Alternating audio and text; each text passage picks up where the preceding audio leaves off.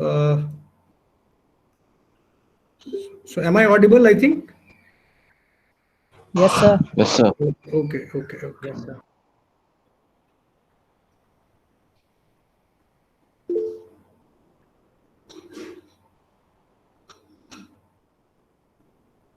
Okay, so let us start from the same slide where we left yesterday, not yesterday, in the last class on Saturday. Uh, Now, before that, let us go back again and see what we had learned in the last lecture. So in the last lecture, we talked about this Moore's law, and we understood that the number of transistors are growing rapidly, that is doubling every 24 months. And then we also saw that how the memory requirement is also going up with the increase in chip functionality. And we also saw the same trend of Moore's law in microprocessors. And we also commented on this die size growth, right? And we saw that the die size growth was not that much significant, and it was just 14% per 2 years, right? Every 2 years. And I think somebody asked me a question after the class that what is the die size currently in use. So just these numbers I have added to my slides. That is, if you see this Pentium 4 microprocessor, the die size is 113 millimeter square in 0.25 micron process. Okay. And then if you look at the Core i7 microprocessor, the die size is 149 millimeter square in 14 nanometer process. So you see that the functionality from Pentium 4 to Core i7, that is from maybe 1 million transistors to billions of transistors. Chip functionality has increased. We have seen the performance also of Core i7 is very high, higher than this Pentium 4. But the die area, if you look at the die area, so there is no significant difference between the die areas of the two microprocessors. So the die area depends on integration density as well as the process which we are using. For example, this is Pentium 4 is in 0.25 micron process, where the channel length is 250 nanometer, and Core i7, this processor is in 14 nanometer process, where the channel length is 14 nanometer. So it depends upon how small is your device. So the integration density, right? So integration density and the process which we are using. So the die size, that depends upon these two factors.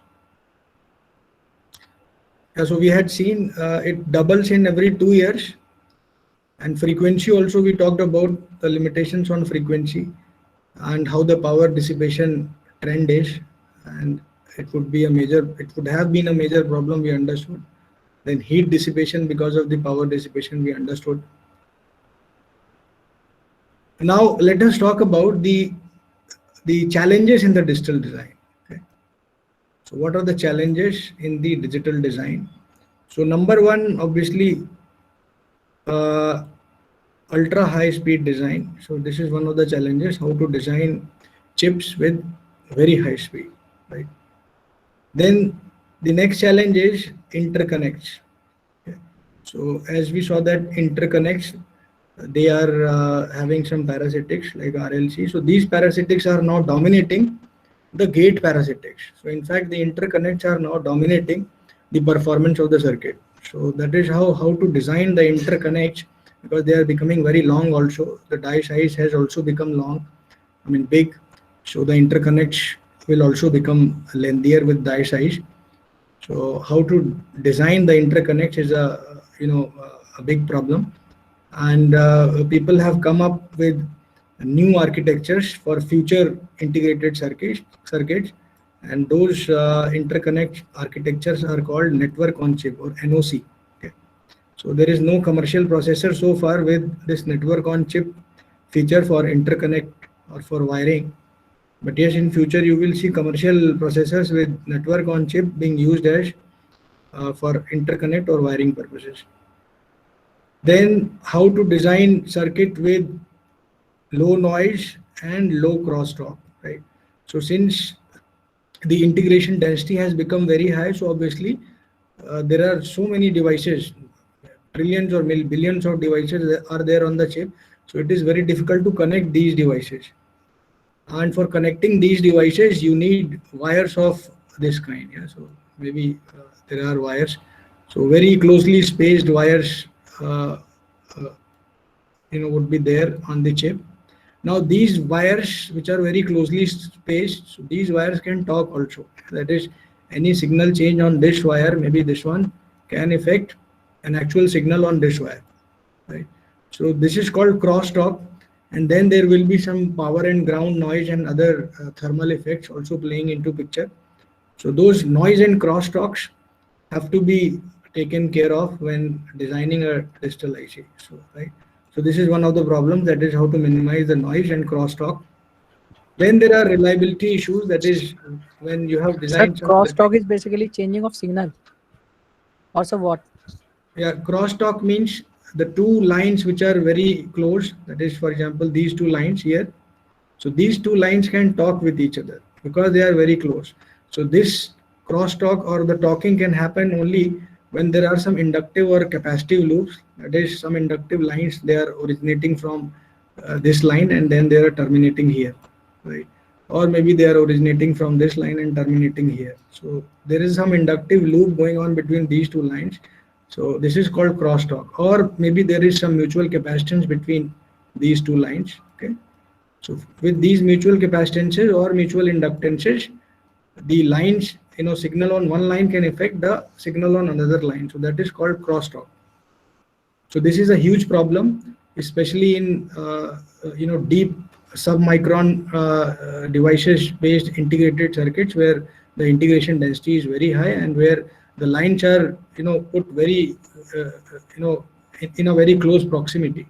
So to overcome this interconnect effect, that is crosstalk effect, there is one methodology by which you can minimize it to some extent. So for example, let us say these two are my interconnects on or wires which are carrying signal. So in between these two wires, in fact, there is a methodology that in these two wires, in between these two wires, you put another wire and connect that wire to ground. Okay. So this wire is called shield wire. This is called shield. So what will happen because of this shield is that any inductive loop which is resulting or originating from this will terminate at this ground wire, or maybe any loop which is inductive loop that is originating from this wire will terminate on this ground shield. So it will not terminate these two will not talk, right? So this will not terminate here, but this will terminate in the neighboring wire, which is this one, right? So this how crosstalk can be prevented to some extent. But yes, this is a problem, and one of the design challenges, that is to minimize noise and crosstalk. Then reliability, that is whatever you design, so that should behave like what you design, right? So it should not behave like something else. So that is also a huge problem, and this reliability issue will be more when the noise and crosstalk in the systems are more. Then manufacturability, that is how you will manufacture. So a process has to be defined. Though integration density is very high, we are trying to follow this Moore's trend, but then one has to also develop the manufacturing process, because how you will manufacture the IC, so that is a big concern, right? So it's a big challenge. Then power dissipation, we have already talked about. This is a huge challenge, and this puts a limitation on the number of components that can be put on the IC. Then clock distribution. So this is also one of the areas of research, and it's a challenge. So clock distribution, for example, let me open one page. So clock distribution. So for example, my clock is let's say sitting here, okay, and my component, let's say this component 1, 2, okay, and maybe yeah, these are the two components, and let us say third one also here. So component number 1, 2, and 3, and I have to route this clock to these three components. Obviously, from here one would say that why not route this like this, and then from here maybe second can be given like this, okay, and then the third can be given like this. But then we see here that this third one is closest to this clock and the first one is farthest. Yeah, it's farther from 3. Yeah, so that means the length of the interconnect which is carrying this clock signal to the component number 1 is larger than the length of the other two components, other two wires. Yeah. For example, let us say this is length 1 and this is, let's say, length 2 and this is length 3. So length of the wire 3 is smaller than 2 and smaller than 1. So L1 is larger. So obviously the parasitics, that is resistance and capacitance, would be different, and obviously delay would be different, because delay, let us say simple delay, we say RC delay. So RC delay will be larger for L1, right, in the same ratio. So RC delay will be larger for L1.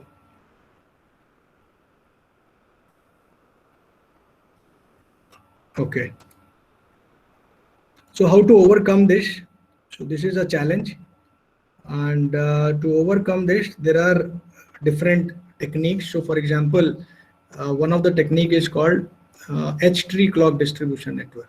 So you follow this H-tree clock distribution network technique, that is you bring, maybe let's say I have two components here, okay, so and my clock is here, this point. So I'll route it, I'll bring a wire from here to here, and then I'll carry this wire here, and then I will provide clock signal to these two components, 1 and 2. So in this case, both L1 and L2 are equal. Okay. Similarly, I have another two components which are sitting here. Let's say component number 3 and 4. So the same way I'll carry on the clock signal to these two components, right?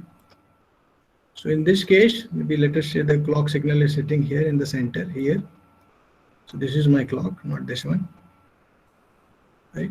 So in this case, the length of the wire that is carrying the signal, my clock signal, to component number 1, 2, and 3 and 4, all are equal. So RC delays will be equal, right? So there will be no timing mismatch, that is no clock skew. So clock skew is the same situation. Yeah, this situation is called clock skew, that is when the clock is reaching at different times to these blocks. Though the clock is required at the same time, but it reaches at different time because of the length of the wires which is connecting clock to these components. But in this case, this one, the clock length, the wire which is carrying clock to these four components, the length of the wires are same, so the delays will be same. So there is no clock skew in this design. Yeah. Second one, there is no clock skew here in this design, right?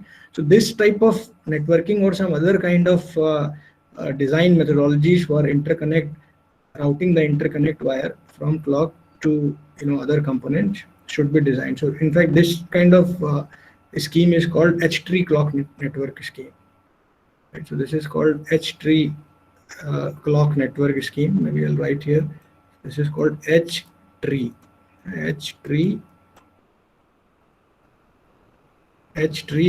clock network scheme. CN, that is clock network scheme. So this is called H-tree clock network scheme. So by which you are equalizing or making the path delays same, because the length of the wire which is carrying clock signal to all these components are same. Okay. So clock distribution is a problem, and there are ways to minimize clock signal. One of the ways I just now told you. Then the other issue would be, maybe before that, let me remove all this. So then the next problem is, or the design challenge, next design challenge is time to market. Okay. So what is time to market? This one, time to market. So time to market means, suppose two companies A and B, they are working on the same feature, right? They want to release some feature, and let us say that company B it releases the same feature in their mobile phones earlier than company A, or maybe in other product. They release their feature, the same feature earlier, let's say 6 months earlier to company number A. So obviously company number B will get orders for their product because they have introduced a new feature which is not existing in the market. And when after 6 months company A launches the same product with same features, then the buyers have already purchased from company B, so company A will lose its business.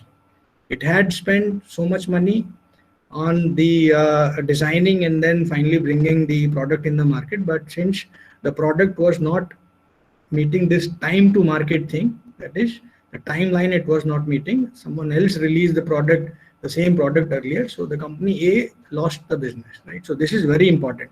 And this time to market again depends upon the complexity and then how much skilled the staff which is designing the circuit is. So the skilled people who are in the company, I mean, if the company has skilled people, company pays, obviously if company pays good money to their staff, then only good staff can be retained. Otherwise good staff will always go for money. They will obviously join some other company which is giving good money to them, right? So that means time to market is a factor which is proportional to the money spent by the company on their staff. Obviously then it is also dependent on the complexity, obviously, right? So these 2-3 factors are responsible for time to market. Then the next design problem or design challenge is that how to design using millions of gates. Okay, how to design an integrated circuit, not million, today billions or maybe trillions, right? How to design a IC with trillions of gates, yeah, because trillions of gates are there.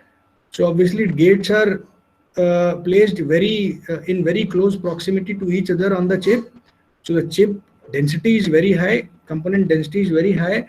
Now how to connect the component is a big issue, right? So how to route your wires to those components without raising any concerns of this noise and crosstalk, right? So this is a very big issue, that is routing, placement and routing. Yeah? So placement, it is called placement, and so this is called placement and routing, ROUTING. So placement and routing is very challenging task, very tedious. Okay? How to place your cells, where you will place your cells, and how you will make connections, that is how you will route your wires to those cells, or maybe clock signals or power signals to those cells. Yeah? So that is covered in routing. So placement and routing is a very tedious task. So how you will design with millions of gates is a design challenge.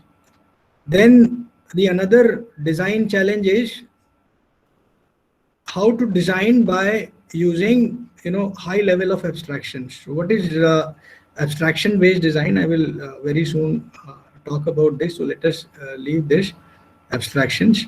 Okay, so I'll just after this slide I will talk about this abstraction based design. Okay. So in fact in abstraction based, let me give you a brief so what it is. So abstraction means you're hiding something. Yeah, so abstraction means not giving complete information and hiding something. So that means, for example, when you use a circuit simulator and when you are using an AND gate which is already there in the circuit simulator, okay, so you simply what you want to know about this AND gate is, that is what are the inputs and what is the output corresponding to this input. So this AND gate is actually a black box for you. Okay, you don't know what is inside this, how this AND gate is implemented, how many transistors are there. So that has been abstracted away from you. Abstracted means it has been not shared with you. Yeah, something which is hidden is called abstracted. So the information on how this AND gate was created out, how many transistors it has, okay, and how those transistors are interconnected, so that is being hidden from you. And in fact, somebody who is working at this level, that is gate level, he never bothers to know how this gate is implemented.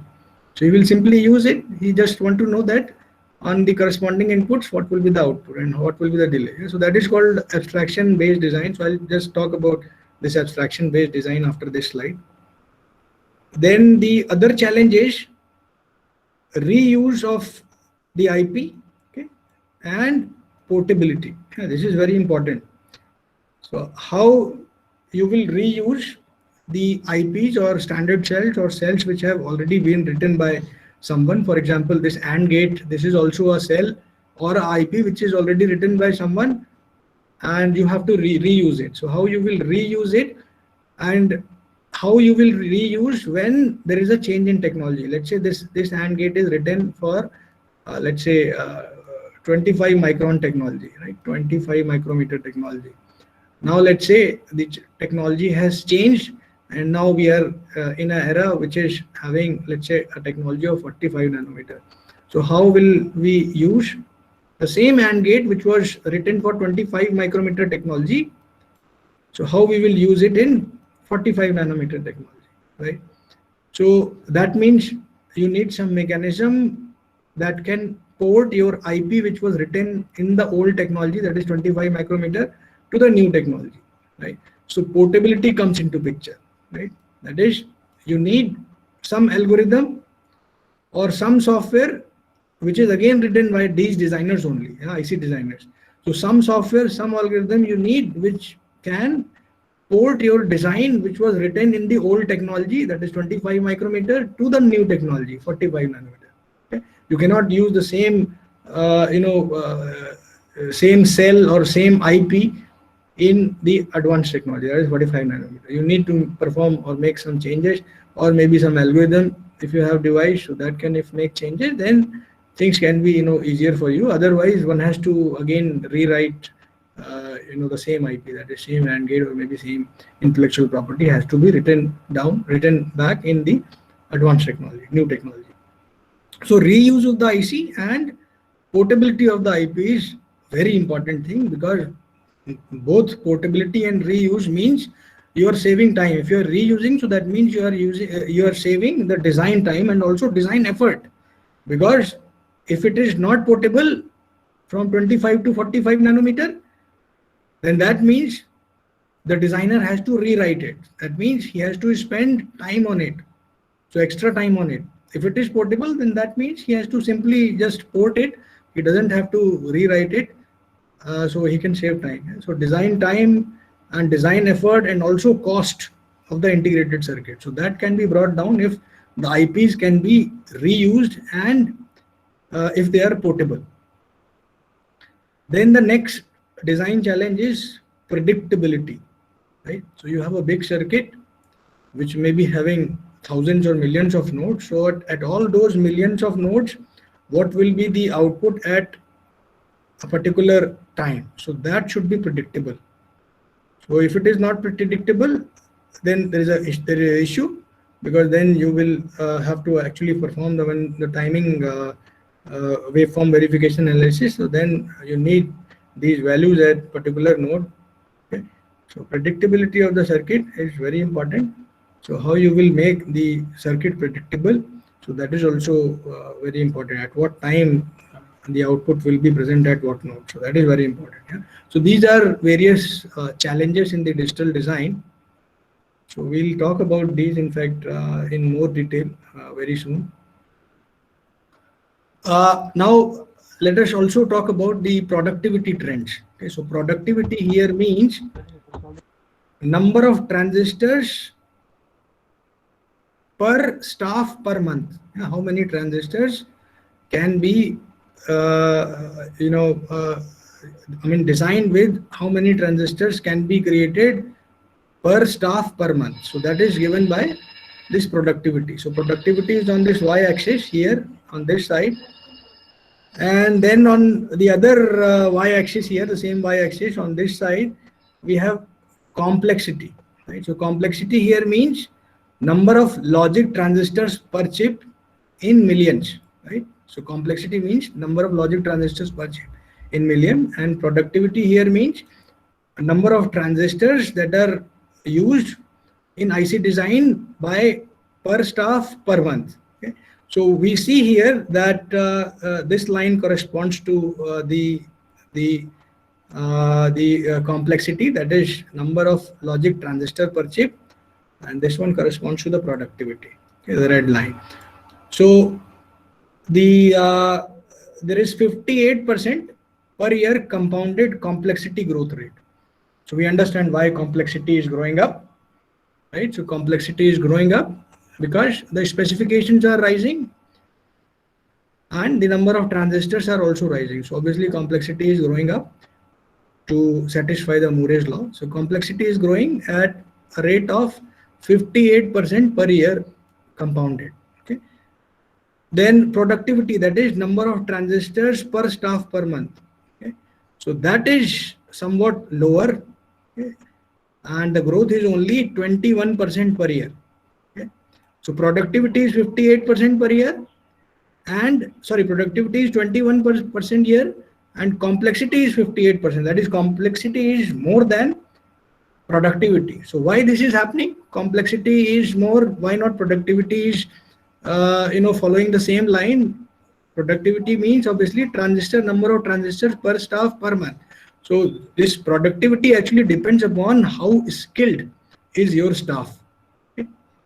So if the staff is super kind, very much skilled, they have a very good experience, then this productivity can be more. Okay? But since we, as we discussed, that the number of transistors or the complexity is growing at a rapid rate, but people who are skilled in designing digital circuits, so that is not growing at the same rapid rate. Okay? So that is why the productivity is down. Okay? Because the people who are skilled, they do not grow similar to the complexity. Okay? So productivity will be always less. So it is 21% only, and the complexity is 58% per year. So that means complexity outspaces the design productivity. Now we also understand that the higher integration density. So that is possible by this technique, which is called scaling, right? So when I say scaling, so obviously that means I am saying I want that the transistor width and transistor length, so they need to be scaled down, right? So both width and length, so they need to be scaled down. Okay? So for example, we saw that a technology, let's say 250 micrometer technology. So here 250 micrometer was channel length or the gate length, and from 250 micrometer technology to, let's say, 100 micrometer, so again channel length is reduced from 250 to, I say, 100 micrometer. So that means that the device has been scaled down. Okay? So this device has been scaled down from 250 to 100 micrometer. That is, channel length or gate length is now 100 micrometer. Now with the reduction in channel length, other dimensions in the device also will scale. Okay? The channel width will also decrease, not just channel length. Always channel, whenever the channel length decreases, that is, whenever the technology advances, the other dimensions of the MOSFET also decrease. Okay? So let me again draw the same MOSFET, which I think we had seen previously some time back. 3D. So my source and drain diffusion regions, okay, and my gate also. So channel length reduces. We said that this is channel length here. Okay, this is my channel length, we said, and channel width will lie here. Yeah, this is channel width. Entire this width is the channel width. Okay. So with channel length, channel width, that is, this also reduces. Okay. If channel length is reducing, channel width will also reduce. Then what else will reduce? So everything else here also will reduce. That is, you have this silicon dioxide thickness here. Okay, that is dielectric thickness. So that will also change, reduce. Then the drain and source diffusion area regions. Okay. So these areas will also reduce, right? So everything will reduce, not just channel length, but all dimensions in the MOSFET will reduce, okay, with the change in technology or with the change in channel length, right? And one of the data says that the technology shrinks by 0.7 per generation, right? So earlier, let's say if it was 200 micrometer, okay, in one generation, let's say the technology was 200 micrometer. So in the next generation, the technology will shrink by 0.7 per generation. So in the next generation, it will be only 60 micrometer technology, right? Now with the shrink in technology, that is advancement in technology, one can think about integrating double the functions per chip, yeah, or 2 times more functions per chip can be integrated with each generation. Yeah, with every generation, that is change in technology with every generation, 2 times more functions per chip can be incorporated. And the important thing to note here is that chip cost does not increase significantly, right? Because the integration density is now high, so cost per transistor comes down. So earlier you were, for example, able to only, let's say, fabricate 10 transistors in that chip. Now you are able to fabricate 1,000 transistors on the same chip area. So cost per transistor, that comes down, right? So that does not increase significantly. So, and also the cost of a function, so that means cost of a function decreased by 2 times. Yeah. But now the problem is that how do you design chips with more and more functions? This is one of the issues, how to design chip with more and more functions, because the complexity is very high. So how you will handle that complexity to design chips with more and more functions? Because the design engineering population does not double every 2 years. Design engineering population again means people who are skilled at designing digital integrated circuits. So their number does not double every 2 years. So how we will design chips with more and more functions? So that's a very important question. So we'll answer this question very soon. Okay. In fact, you can achieve this by using abstraction-based design, right? So if you want to achieve this thing, that is how to design chips with more and more functions, one has to use more efficient design methods. And one of the efficient design method is, that is, you exploit different levels of abstraction, right? So what is abstraction? I just gave you a brief on that. Now let me give you a more detail about what is abstraction level.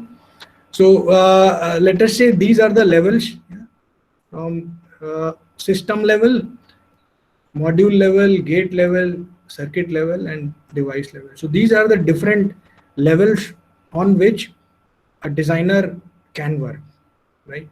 So for example, if somebody is working at gate level, right? So somebody is working at gate level, he will only be bothered about the functionality of this gate, right? So he will not be bothered about the thing that is what is inside this gate. Yeah? So what is inside this gate is not bothered about. So what is inside this gate? So this is inside this gate. A circuit is inside this gate. Yeah? Let's say this is a CMOS inverter. Okay. So and this is, I think, 1, 2, 3, 4, 5 input AND gate, right? So 5 input AND gate will have, I think, more than 10 transistors. Okay. NAND gate 5 input has 10 transistors. This is just a CMOS inverter. So inside a gate will be a circuit. So if I am working at, or if a designer is working at gate level, he is not bothered at all to look inside this gate. That is what is inside, that is how the transistors are connected, right? So this is called abstraction.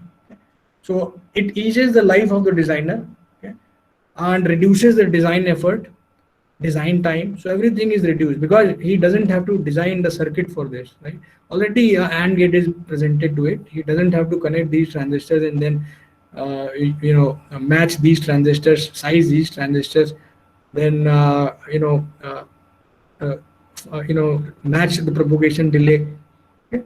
So everything he doesn't have to do. He has already been given or provided an IP of this gate. If someone else has written, someone else who was working at the circuit level, he has written an IP for this AND gate. Okay. Now the designer is only concerned about the location of the inputs and the location of the output, number of inputs, number of outputs, the delay from the input to output. That is when the input is applied and after what time output is present.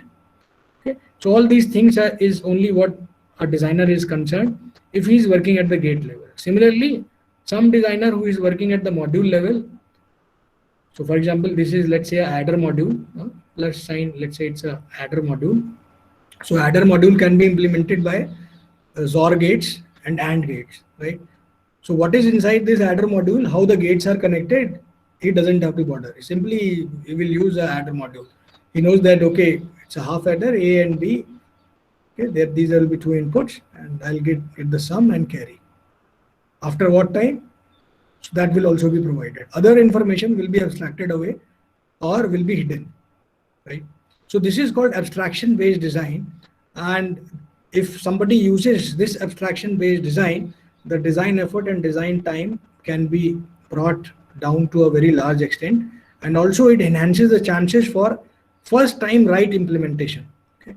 Somebody who is implementing, there are chances that he will implement the same circuit and that implementation will be right at the first time itself. First simulation will give you the correct result. So it is possible. Yeah. Yeah. So similarly, somebody who is working at the circuit level, he doesn't have to be bothered about the device physics. The circuit level, obviously, he will be provided only wires and the MOSFETs, for example, PMOS and NMOS. He doesn't have to bother about the device physics of PMOS and NMOS, how the current is calculated. Okay? So everything he doesn't have to be bothered about. So those things will be taken care of somebody who is working at the device level. Yeah? Somebody who is working at the device level is only concerned about the device equations, device physics. Somebody who is working at the circuit level, he doesn't not have to be bothered about the device. Somebody who's working at the gate level, he doesn't have to bother about circuit and devices both. Somebody who's working at the module level doesn't have to bother about gate, what gates are used to build, and then inside gate, what are the transistors and what kind of transistor, the device physics of transistor. So these things are not necessarily to be known by the designer who are working at these abstraction levels. Right? Now, this can be thought of very similar to a software subroutine which is used in maybe a C program. So when you write a C program, you have seen that you write include stdio.h, include maths.h, then many libraries you import in your C program. So those libraries were written obviously by some designer. Okay, so those libraries, that is standard input output.h, which will provide you this use of printf and scanf functions. Math.h include math.h. This is again a library which will provide you almost all mathematical functions, integration, differentiation, everything, right? So you don't have to write those in your program. You have to simply import. Those libraries have already been written by someone else, some designer. Some designer has spent his time on them, and you don't have to spend the same time on it. So what will happen if you use them? That is, if you reuse those libraries, you will save design time and also design effort. Yeah, both can be saved. Okay, so that is how this library or abstraction based design has made the life of the designer somewhat easier, right? Otherwise the life of the designer would have been very complex. If he had to design everything from scratch, that is from device level, he has to implement a system, then it may take years, right? And then also it is likely that the system which is built finally it doesn't work, right? But yes, this abstraction level based design, this can give you first time right implementation if you're using this kind of design methodology. Right, so I think the same has been explained here. Maybe you can read. Now there is another important question which arises, that is if abstraction based, that is the previous methodology that we saw, if that can handle everything, that is it can make the life of the designer easier, and if it can solve all problems, all EDA tools, the EDA tools are today able to even produce the layouts, so you don't have to draw the layouts. You can do simulations at the gate level or system level or module level, right? So all these things can be done by these CAD tools or EDA tools, right? So the question is that if these things can be solved, if all problems can be solved by design automation, then why should we be concerned with digital circuit design at all? Why should we read this digital integrated circuit course when there are softwares which can handle all these complexities? They can solve all our problems. And why we should read this digital circuit design at all, right? So this is an important question. We'll answer very soon. Then the next question is, will the next generation digital designer ever have to worry about transistors or parasitics, right? They are working at higher level of abstraction. Maybe here they are working, or maybe here they are working. So will they ever be worried about transistors and their parasitics? Yeah? That is resistances and capacitors associated with the transistors. Yeah? Somebody is working at module and gate level. Will they be ever worried about these things? That is transistors and their associated parasitics. Or is the smallest design entity he will ever consider will be either the gate or the module, right? So obviously the abstraction based design says that if you are working at any of these levels, you do not have to look at the lower abstraction levels. Yeah, what is inside the black box, you don't have to see, right? So the question is whether the designer will ever look into transistors and their parasitics, and then whether the smallest design entity he will ever consider will be either gate or the module only, not transistors. He will never be exposed to transistors. He will never be exposed to devices. So these two questions arises. Okay. So the answer to these questions is that whenever the technology changes, okay, whenever the technology improves or advances, then someone has to design and implement the module libraries, right? Even for first time, let us say this is, let's say, the start of era, when the era started, digital IC era started, and people brought in the concept of this library based design. So still someone had to write the libraries, someone had to design and implement the modules or maybe the gates. Okay. So similarly, you will find that when the technologies continue to advance, when they change, okay, and we saw that every generation technology shrinks by at least 0.7, right?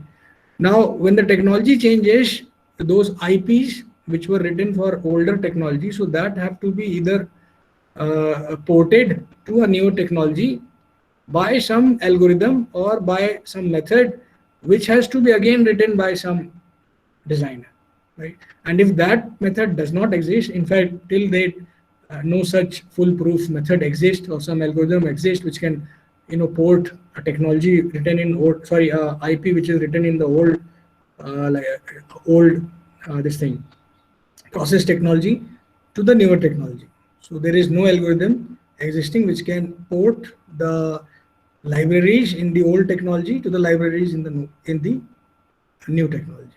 So that means someone has to still design and implement those modules and libraries, right? So for designing those modules and libraries, one has to be knowing all these concepts of digital IC design. So otherwise, somebody who's working at module level, he will not know what a transistor is, right? But since with the advancement in technology, these IPs have to be rewritten. So that means digital IC design has to be known by the designer. Otherwise, he will not be able to write the libraries. Okay.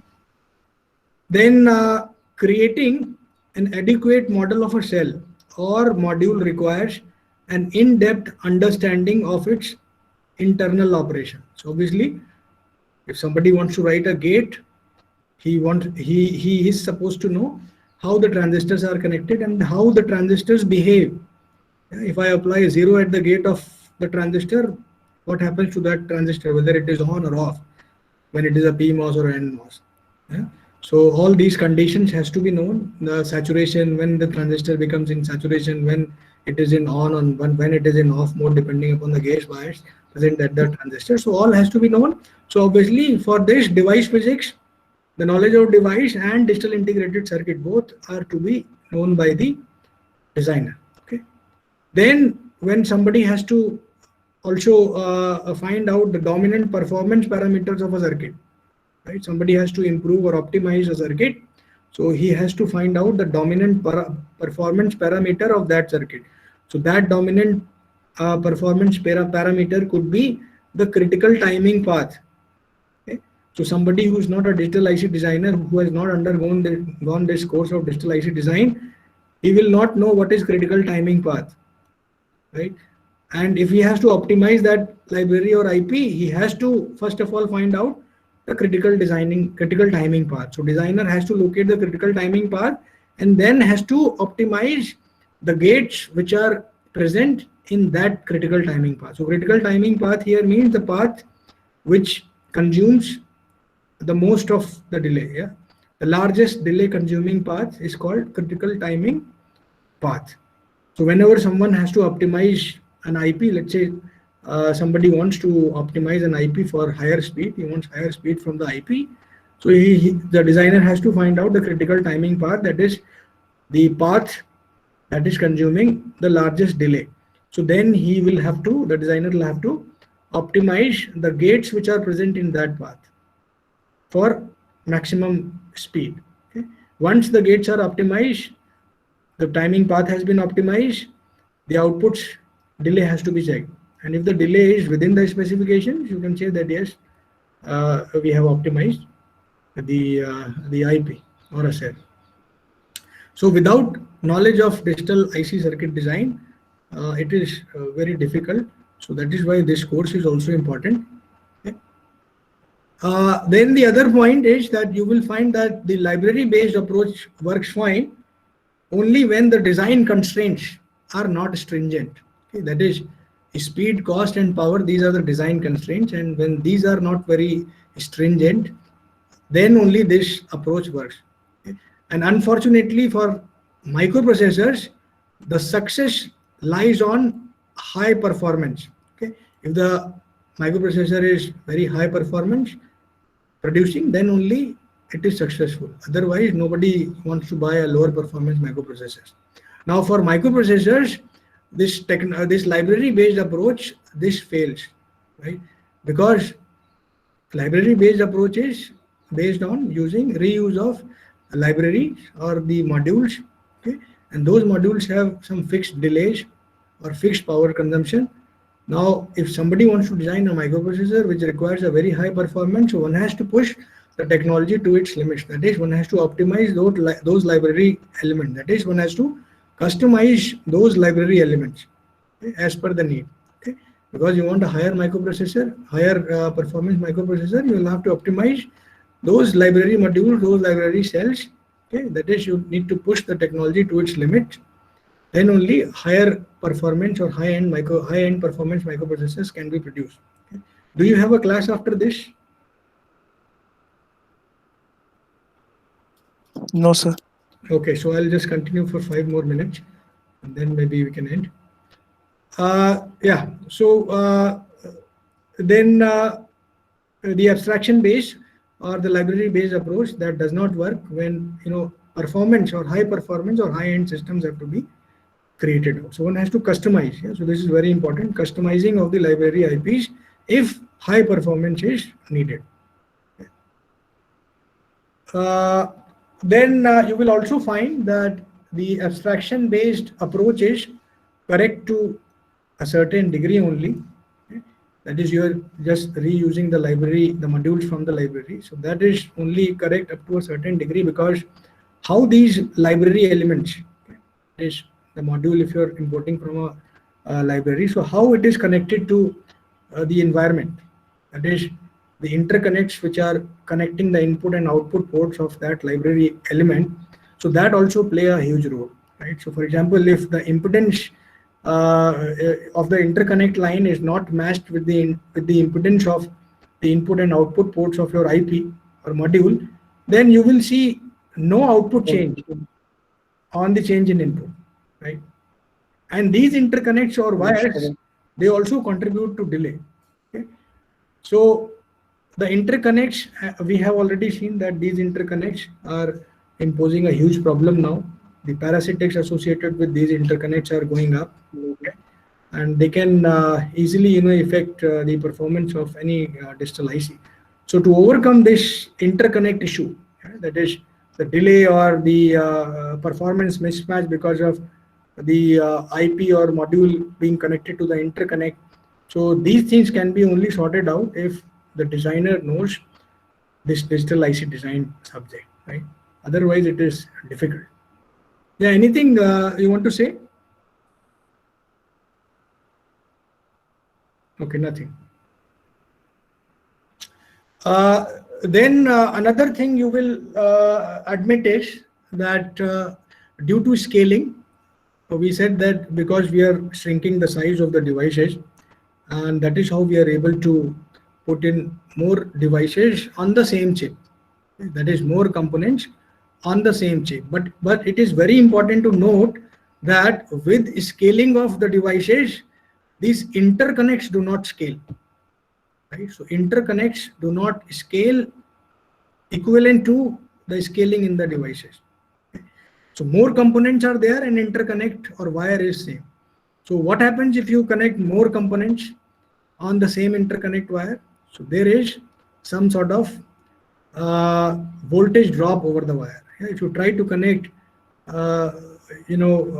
more components on the same wire, more than required, more than permitted components on the same wire, so what happens is that it causes a voltage drop over the wire, right? And imagine if it is a supply line, that is, it is carrying power to those components, and the components are exceeded on that line. So it will cause a voltage drop over the wire, which will in turn make the connected cells slow. Yeah, that is, it can result into a slowdown of all the connected cells. Yeah, because those connected cells, all those connected cells are not getting enough power from the power lines. Yeah, that's supply line. Because supply lines do not scale with the, at the same speed as the device scales. Okay. So this is a very again important issue, because you are routing the power lines, that is signals, power signals, and clock distribution also is done through the same interconnect lines, which do not scale as the devices scale. So it's a huge problem, okay, and it's becoming more and more critical these days.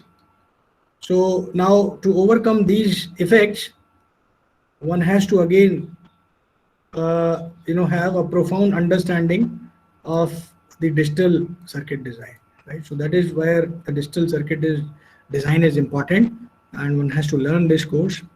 Okay, so designer who is working at module level, he also has to understand the device physics, the circuit level complexities, the gate level complexities. Okay, all these things have to be understood by all the designers, because ultimately they will have to write the new libraries when the technology changes. So this is very important thing. Okay, maybe I'll stop here. I think I'm done. Let's say that this is the last slide, and after this, maybe we can end the class. Okay. Now, another impact of the technology evolution is that new design issues and constraints tend to emerge over time.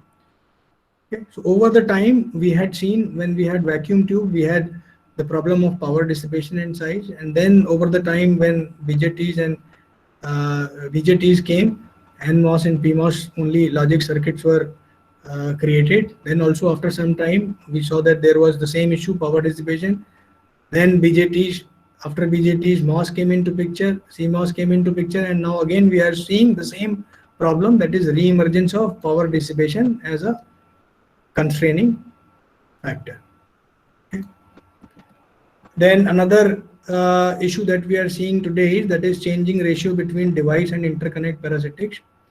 So interconnects are becoming a big issue now. The parasitics are dominating the device or gate parasitics.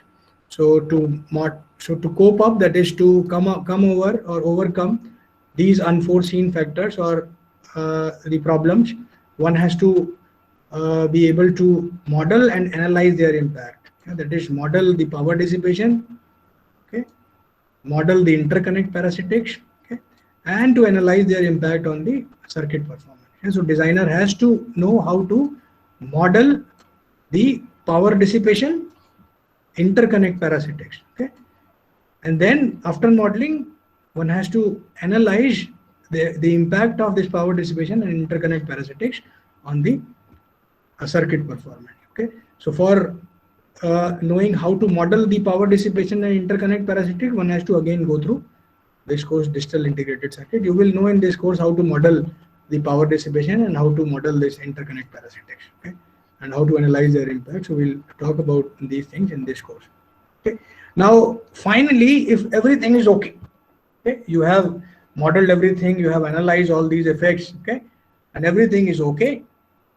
Okay, you have done everything okay, and now the fabricated circuit comes up, and you will see that finally the fabricated circuit may not behave similar to the one expected. That is, it is possible that the waveforms of the fabricated circuit is different from the waveform obtained during the simulations.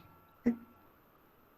So this is problem. This is a big problem, and this can happen because of the variations in the fabrication process. This is very important. Variations in the fabrication process, or what we call as process variations.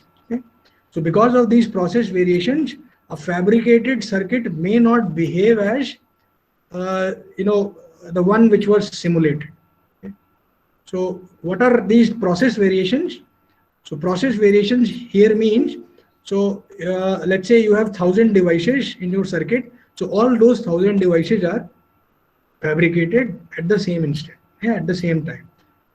And let us say you want that all those devices, that is 1,000 devices, have to be identical. Yeah, you want that they have to be identical. So that is why you kept all the parameters: width, length, oxide thickness, drain diffusion area, drain diffusion length, width, everything you try to. You said that you want same, yeah, but because the fabrication, during the fabrication, due to process variation, you will see that it is possible that oxide thickness of the two MOSFETs are not same. Okay, you may see that the drain diffusion length, okay, or maybe the drain diffusion area, that is, let's say drain diffusion area is not same of the two MOSFET, or maybe the source diffusion area of the two MOSFETs are not same. Right? So there are hundreds of process parameters, and they will vary for each transistor. Even if you try to keep, your specifications were that you want to fabricate all those 1,000 transistors identical. So still, due to process variations, these things are called process variations, and because of these process variations, you will see that the parameters of the MOSFETs will be different. That is, oxide thickness may be somewhat different, maybe 1% different, maybe the channel length is 1% different, or maybe the width is 1% different, or maybe the area of diffusion is different, or area of source is different. And because of these differences, right, the parasitics of the MOSFETs will also be different. Okay? So for example, oxide capacitance, right, C oxide, right, so that is equal to epsilon ox by T ox. So if T ox is different, so obviously the oxide capacitance will be different. Okay? And drain current in the MOSFET, so that is directly proportional to oxide capacitance. Okay? So if oxide capacitance either goes up or down, if it goes up, the drain current of that MOSFET will also go up. Okay? So there will be a performance differences between the two devices. And because of the drain currents are not same, because of these process variations, maybe it is possible that finally your circuit does not behave as desired because of these process variations. Right? So this is very important, process variations. Okay? And also, apart from process variation, there could be a problem with the inductance of the package. That is the package or the housing in which you are packaging your IC. So that may have, the leads may have higher inductance, and then you may also have a problem with badly modeled clock signal. So we saw how to model clock signal using H-tree clock distribution network technique. So similarly, there could be a problem if the clock is badly modeled. Your circuit may be a failure. It may not work as desired and it may be a waste. So I'll stop here, and in the next class we will then carry on from the same slide. And if you have any queries, then maybe you can ask. The class is ended, and if you have any queries, please ask.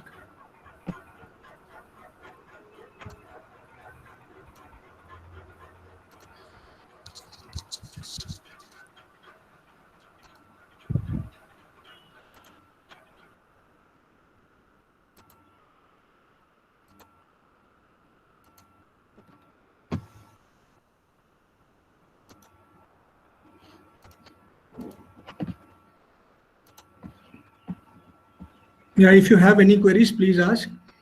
Otherwise, the meeting is ended, the class is ended.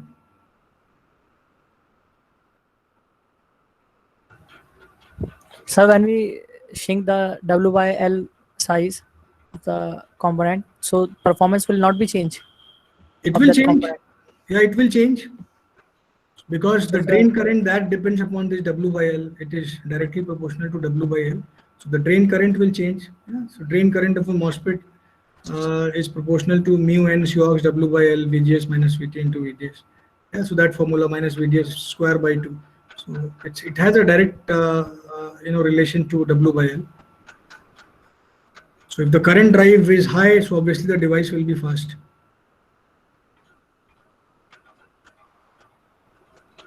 so earlier you said that the size of the transistor was reduced to so that the in the single chip more transistor will be fabricated. Right, so with drain, W by L, the other parameters also change. So the drain current also has a relation to oxide capacitance Cox, right? And then the biasing conditions. And then the power consumption also depends upon how much big is your transistor. So it is better to fabricate two transistors on a single chip, so as compared to one. Yes, CMOS allows you to fabricate both PMOS and NMOS on the same chip. Okay. In fact, CMOS circuits are composed of the two transistors, PMOS and NMOS. Normally, the PMOS is kept wider, 2.5 times bigger than NMOS. Normally, the PMOS is kept so that the high to low and low to high times can be same. Okay. Okay, sir. Thank you.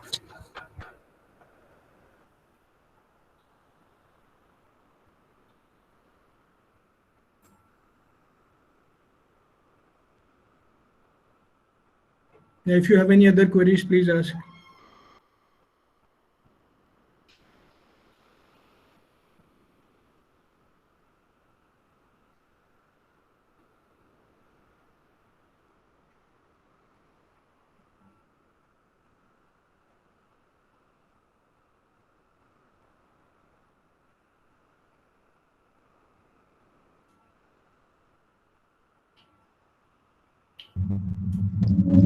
Sir, how routing is helpful, sir?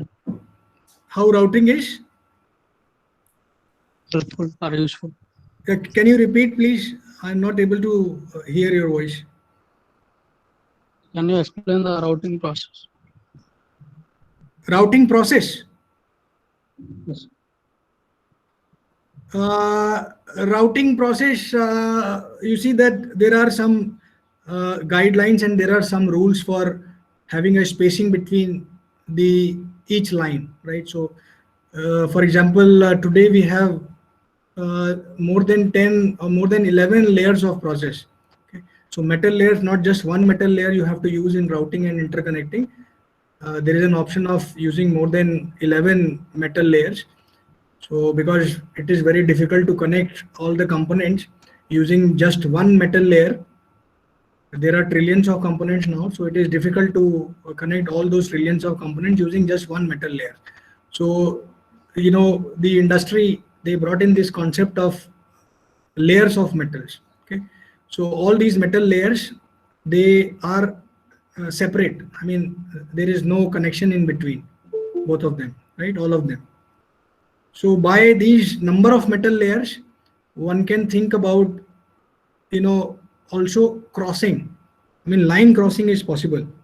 Maybe let me show you here how to. I'll just share. Let's talk about this.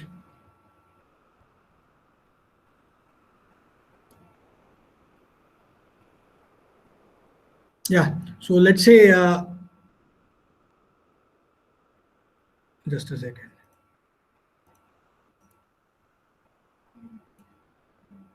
Yeah. So today we have many metal layers. For example, let's say metal 1, metal 2. So all these are used for routing or what we call as interconnecting the components, right? So maybe metal 5, metal 6. Okay. So all these metal layers are there. So earlier we had just metal 1 only layers. So earlier the number of transistors were very small. So this metal 1 layer was only sufficient enough to route and connect all these components. But now we have trillions of transistors.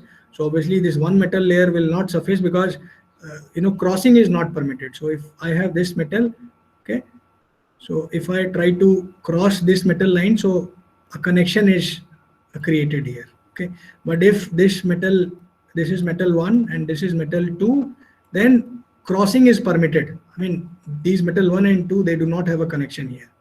They are not connected here. But if both are metal 1, so that means that I have a connection over here, right? So similarly, metal 3, okay, so these can be crossed. So crossing is permitted. So more metal layers, so that means you can route more number of components in the same area. Okay, this is the chip area and many components are there. So I can route, if there are many components are there, I can easily route them or connect them by using many metal layer process, which allows me the crossing. Okay, so crossing here with two metal lines, metal 1 and metal 3, for example, they are crossing. So I don't have a connection over here, no connection. But if metal 1 and metal 1 cross, so a connection is established. So to avoid this thing, that is connection, when crossing of the line existed, they brought in the concept of metal layers, right? Various metal layers. So this is how this routing is done. Okay, so one can, for example, a component is sitting over here and over here and over here. So I can connect this component like this, and maybe I can connect this component like this also, and like this also. Yeah, so all these are routings. Yeah, routing or carrying your wire. Maybe output of this can be brought here, okay, or maybe output of this can be also brought by crossing this to this if these are separate metal lines. Let's say this is metal 3 and this is metal 2. So this is permissible. So this number of metal layers have made things more easier, routing more easier. Otherwise, it was very tedious if there existed only one metal layer. So crossing is permitted. Yeah, any other questions?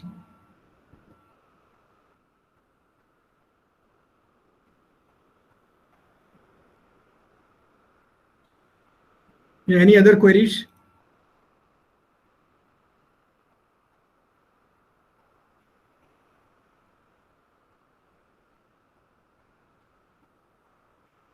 Yeah, so if you have no queries, then maybe we can disconnect in the meeting, okay? Okay, thank you.